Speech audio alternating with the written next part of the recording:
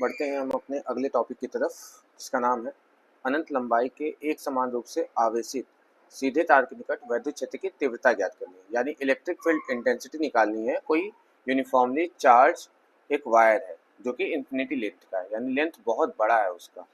जैसे मान लीजिए, यहाँ पे हम बना देते हैं उसको।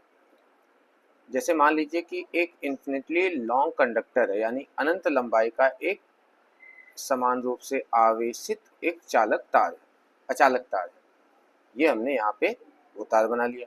इस पे धन आवेश जो है एक समान रूप से क्या है, फैला हुआ है। क्योंकि हमने पढ़ा है कि यदि किसी तार पर हम आवेश देते हैं तो वह आवेश एक समान रूप से इस पर फैल जाता है, जिसे आवेश का रेखीय घनत्व कहते हैं। क्या कहते हैं?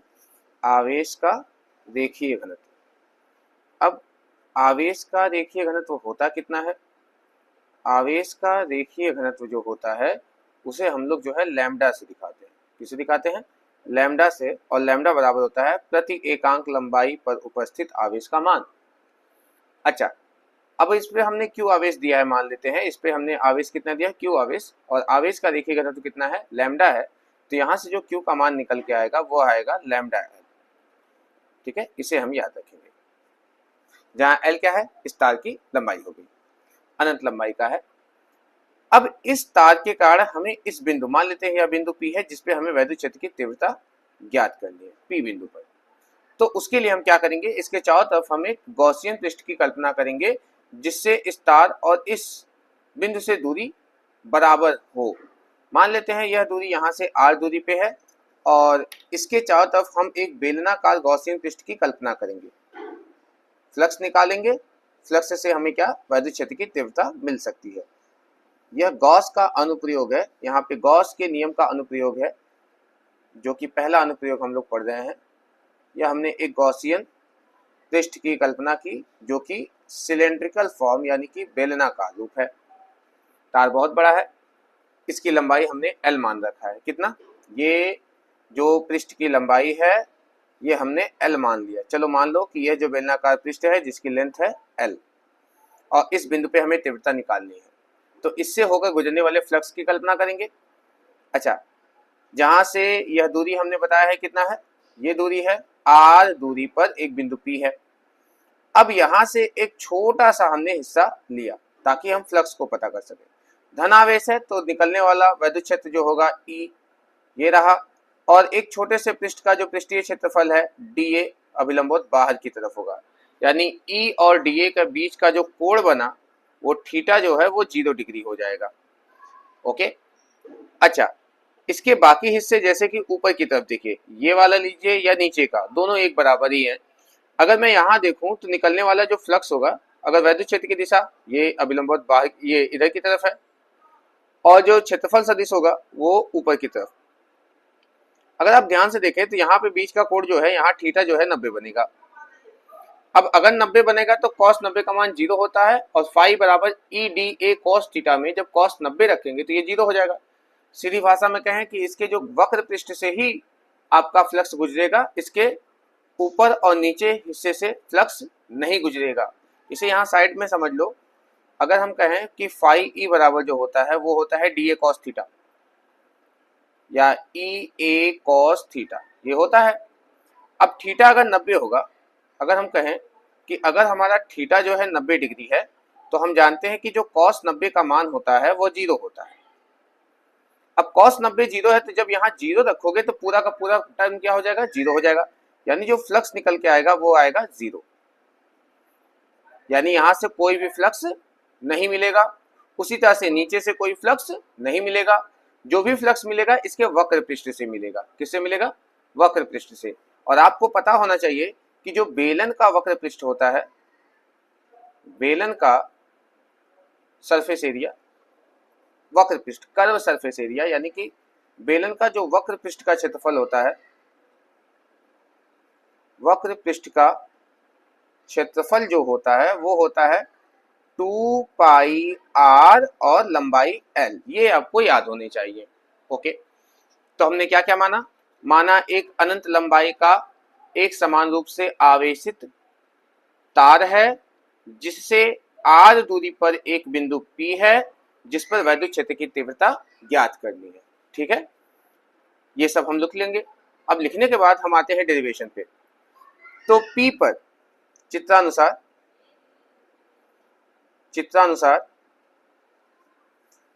क्षेत्रफल अवयव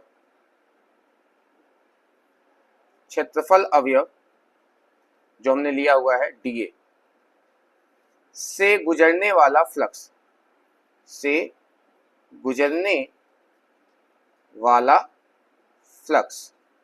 अब उस फ्लक्स का मान कितना होगा? छोटा सा क्षेत्रफल अवयव है तो मान आपका छोटा सा फ्लक्स यानी कि डी फाई ई, और ये हो जाएगा आपका E D A cos theta. यहां देखिए, अब थीटा तो 0 है इसके लिए क्योंकि दोनों समांतर हैं, तो कहोगे चूंकि थीटा हमारा 0 डिग्री है इसलिए कॉस थीटा जो है वो बन जाएगा कॉस 0 डिग्री, और कॉस 0 डिग्री का मान 1 होता है, यानी यहाँ 1 हो जाएगा। अब अगर 1 होगा तो यही केवल बचेगा, अर्थात हमारा जो बचा है वो डी फाई ई बराबर बच गया ई डी ए। ओके, यहां तक आ गया। अब आपको क्या करना है, इसका क्या करना है, ये छोटे से पृष्ठ से निकलने वाला फ्लक्स है, तब संपूर्ण पृष्ठ से कितना होगा? अतः बेलन के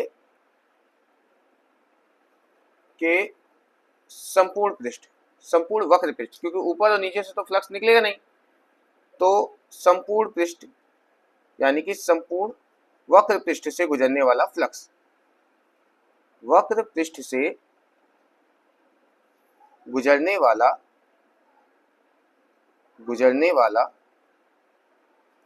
फ्लक्स, अब वो फ्लक्स कितना होगा? टोटल फ्लक्स निकाल लें तो यानी ये फाई ई हो जाएगा। समाकलन करेंगे वक्र पृष्ठ का, बंद समाकलन, यहाँ पे समाकलन का निशान हो गया ई डी ए। ओके, अच्छा, पृष्ठीय क्षेत्रफल ई बाहर आ जाएगा तो फाई ई बराबर कितना हो जाएगा? ई को हमने बाहर ले लिया तो अंदर क्या बचा? डीए। और हमने यहाँ पे लिखाया है कि बेलन का जो वक्र पृष्ठ का क्षेत्रफल होता है वो होता है 2 पाई आर एल, यानी यहाँ क्या हो जाएगा? 2 पाई आर एल। तो फाई ई बराबर हो गया यहाँ पे ई इंटू 2 पाई आर और एल, ये इसका क्षेत्रफल यहाँ पे हमने बताया है कि बेलन का जो वक्र पृष्ठ का क्षेत्रफल होता है यानी ये घुमाव वाला जो हिस्सा है उसका जो क्षेत्रफल होता है वो कितना होता है? 2 पाई आर एल। अच्छा, यहाँ पे हमने गॉसियन पृष्ठ लिया है, यह क्या है? एक गॉसियन पृष्ठ है। तो गॉसियन पृष्ठ के लिए हम लोग गॉस का प्रमेय यूज करेंगे। अब गॉस का प्रमेय तो आपको पता है, गॉस का प्रमेय क्या था? गॉस के प्रमेय से आपने यह पढ़ा है कि बंद पृष्ठ से गुजरने वाला फ्लक्स 1/ε0 गुना होता है, ये आपने पढ़ा है। और साथ ही साथ आप ये भी जानते हैं कि Q बराबर लैम्डा एल होता है, क्योंकि यहाँ पे एक तार है और तार के लिए रेखीय आवेश करण तो कितना होता है? लैम्डा एल, यहाँ पे दिया हुआ है, यानी इस Q की जगह मैं लैम्डा एल लिख सकता हूँ, तब ये बन जाएगा lambda L upon epsilon 0। Okay, तब ये मान जो है, ये जो मान आया है, क्या मैं इसकी जगह रख सकता हूँ? क्योंकि ये फाई ई के बराबर ही है तो यहाँ रख दीजिए, तब समीकरण 1 से क्या हो जाएगा हमारा? समीकरण 1 से क्या बन जाएगा? लैम्डा एल अपॉन एप्सिलॉन 0 बराबर कितना? ई इंटू 2 पाई आर एल। अच्छा, हमें निकालना क्या है? हमें निकालना है वैद्युत क्षेत्र की तीव्रता। अब वैद्युत क्षेत्र की तीव्रता निकालनी है यानी ई का मान निकालना है, इसको अकेला कर दीजिए। तो इसको अकेला करिए तो ये बटे में आ जाएगा, तो हो जाएगा ई बराबर लैम्डा एल अपॉन 2 पाई आर एल एप्सिलॉन 0। अच्छा, इसे थोड़ा सा अच्छे से लिखने के लिए देखो, मैं कुछ इसमें अपने मन से गुणा भाग करूंगा 2 से। क्यों 2 से? क्योंकि 4 पाई एप्सिलॉन 0 का मान हमको पता है, तो हमने ऊपर नीचे 2 से गुणा कर दिया। तो ई बराबर देखो कैसे, थोड़ा सा लिख रहा हूं, यहाँ पे हो जाएगा, देखो यहाँ पे 1/4 पाई एप्सिलॉन 0 और एल से एल यहाँ कट चुका है, और यहाँ बचा है 2 का लैम्डा में मल्टीप्लाई तो 2 लैम्डा, अब बटे यहाँ केवल और केवल आर बचा। देख लो, एक बार मिला देता हूँ, एल से एल कट गया है, 2 में लैम्डा का गुणा हुआ तो 2 लैम्डा लिख दिया, अब देखो 2 दूना 4 हो गया, पाई हो गया, एप्सिलॉन हो गया और आर यहाँ बगल में, सब कुछ लिख दिया हूँ। अच्छा, एक का गुणा हर जगह होता है तो ये थोड़ा सा अलग लिख दिया, यह कूलाम नियतांक है। अरे ये जो है हमारा जो है कूलाम नियतांक है, आपको पता होगा। तो वैद्युत क्षेत्र की तीव्रता कितनी निकल के आ गई है? 1/4πε0 2 लैम्डा बटे आर न्यूटन प्रति कूलाम। यानी इस तार से किसी भी बिंदु पर अगर हमको तीव्रता निकालनी है तो इस तार का जो है रेखीय घनत्व तो पता होना चाहिए, यानी लैम्डा का मान, और कितनी दूर पे तीव्रता निकालनी है यानी आर का मान पता होना चाहिए। तब हम इस फार्मूले से किसी भी तार के निकट हम क्या करेंगे, वैद्युत क्षेत्र निकाल सकते हैं।